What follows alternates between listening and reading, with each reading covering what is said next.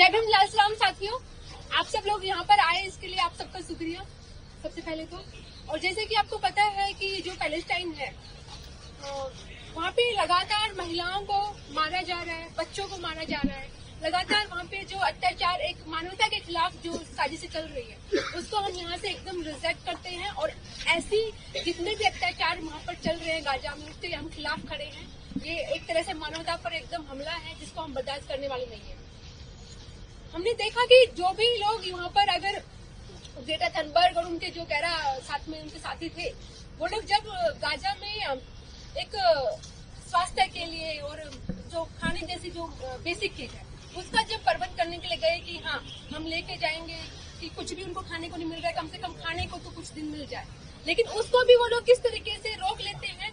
और जहाँ पर कहाँ रोकते हैं, वो ऐसी जगह पे रोकते हैं जहाँ पर पूरा मतलब पूरा जो वर्ल्ड है किसी भी गवर्नमेंट का कोई राइट नहीं है वहाँ पर, एक गवर्नमेंट का राइट नहीं है जो कि वहाँ पर रोक ले। वो ऐसी जगह पर वहाँ पर रोका गया, वहाँ पर किडनैप उन लोगों को किया गया ग्रेटा थनबर्ग और उनके साथियों को, जहाँ पर किसी का राइट नहीं है।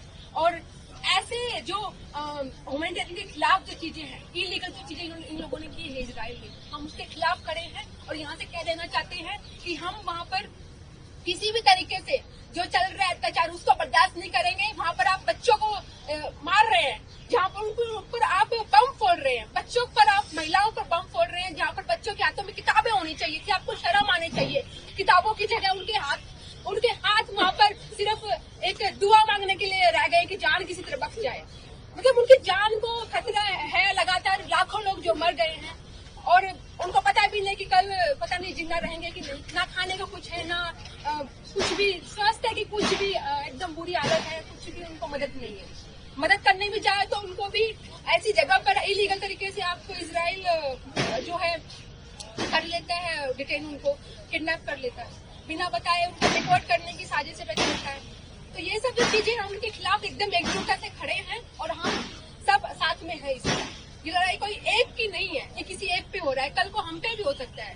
तो हमें साथ में एकजुट रहने की जरूरत है, क्योंकि जो हमारा देश है उसका इतिहास हम अगर देखें तो इतिहास में हमने देखा कि हमारा भी जब बाहर से हम भी अंग्रेजों के जो गुलामी के शिकार हुए थे, जो अंग्रेजों की अपनी सरकार समझ के बैठे हुए थे, हमने उनको भी बोला कि हम भारत एकदम दिखा दिया कि हम किसी से डरने वाले नहीं हैं। और हम वहाँ पर रजिस्ट किए, भारत छोड़ो आंदोलन हुआ।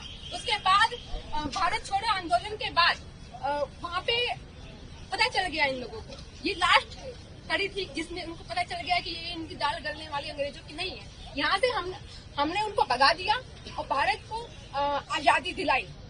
इसमें हमारा जो आजादी का इतिहास है वो हमारा पूरा स्ट्रगल का इतिहास रहा है, हमको याद रखना चाहिए। अगर हम पे उस वक्त गुलामी थी तो किसी भी आज दुनिया के किसी भी कोने पे गुलामी होगी, उनको गुलाम करने की कोशिश की जाएगी, तो भारत उनके साथ में खड़ा रहेगा, एकजुटता से खड़ा रहेगा, सुदृढ़ खड़ा रहेगा। और यहाँ की हर एक महिला, हर एक बच्चा, हर एक जो पुरुष है, हर कोई इनके साथ खड़ा है। हर जो आदिवासी, दलित है, महिला है, मुस्लिम वर्ग है, सब उनके साथ में खड़े हैं, क्योंकि हम किसी तरीके के अन्याय को बर्दाश्त करने वाले नहीं है। हमारा वो इतिहास ही नहीं है कि अन्याय को बर्दाश्त कर ले, क्योंकि आज हम अन्याय को बर्दाश्त करेंगे, कल हमारे लिए बोलने वाला कोई नहीं होगा। इस बात को समझ लेने की जरूरत है। इसीलिए आज हम साथ में आए हैं। भले ही संख्या थोड़ा कम हो सकती है, लेकिन धीरे धीरे ये संख्या इतनी हो जाएगी कि शायद पुलिस जो है वो शायद इस को संभाल ही ना पाए। इनकी ये सोच लेंगे क्या यार इतना मतलब क्या प्रोटेस्ट कर रहे हैं, इनको समझ में नहीं आता है।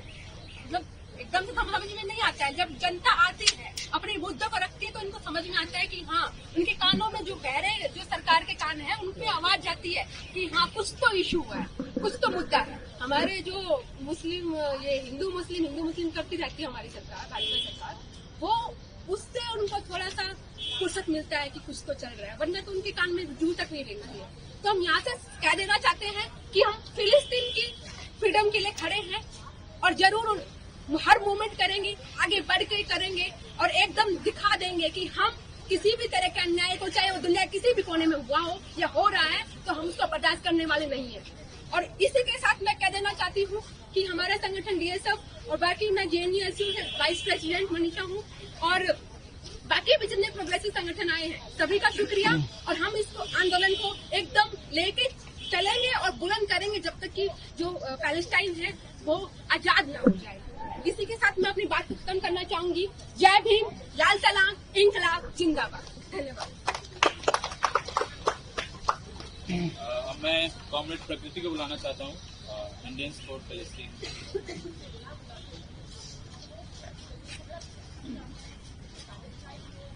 From the river to the sea, Palestine will be free. जिंदाबाद साथियों, मेरा नाम प्रकृति है।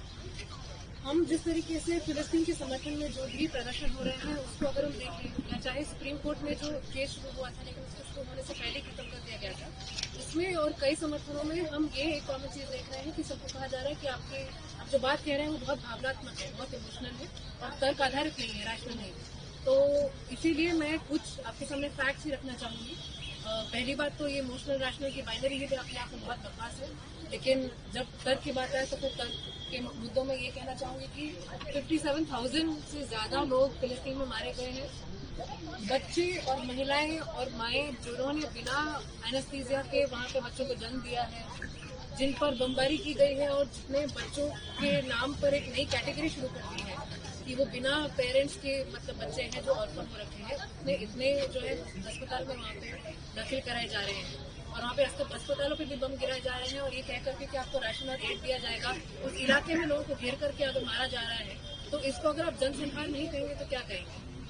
ये तर्क की बात तो साफ साफ है। अब इसको इनकार करने की क्या अपने आप तर्क होता है वो तो अलग ही बात है। पर इसमें आप ये भी देखिए कि जो भी फिलिस्तीन पर और फिलिस्तीन समर्थकों पर, चाहे वो छात्र हो या फिर कोई भी हो, अभी आप देखिए जो फ्रीडम फ्लोटिला मैडलिन करके एक नाव है वो गई थी, वो इंटरनेशनल वाटर्स में थी, वो इजराइल पहुंची भी नहीं थी, लेकिन उसके लोगों को नाव से ही लेकर के उठा करके इजराइल में ला दिया गया और कहा गया कि आप जो है इजराइल जो है बिना लीगल तरीके से कानूनी तौर पर नहीं आए हैं। और फिर ग्रेटा थनबर्ग और बाकी साथियों को कुछ डिपोर्ट किया गया और कुछ जो है अभी भी वहां पर डिटेंशन सेंटर और जेल में है।